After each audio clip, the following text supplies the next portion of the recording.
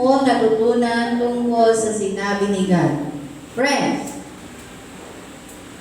Oh, Ephesians 2 verse 8. okay. Because of God's grace, we are saved through God's faith.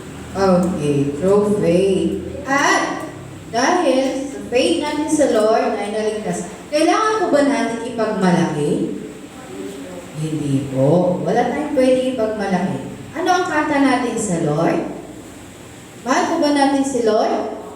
Hinga po, kantahan natin si Lord. Go! Ready? Awitan natin si Lord na mahal. Okay. 1, 2, 3, 4. Mahal na mahal. Kita, Panginoon. Mahal. Mahal na mahal kita, Panginoon. Kailanman ni ika'y magpapalit. Hanggang sa piling ko'y langit. Mahal na mahal kita, Panginoon. Ready po ba? Habang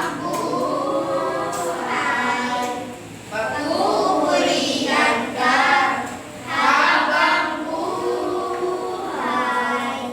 Paglilingkod sa'yo habang buhay.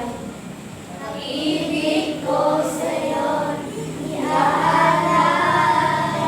at mahal. Mahal na mahal kita, Panginoon.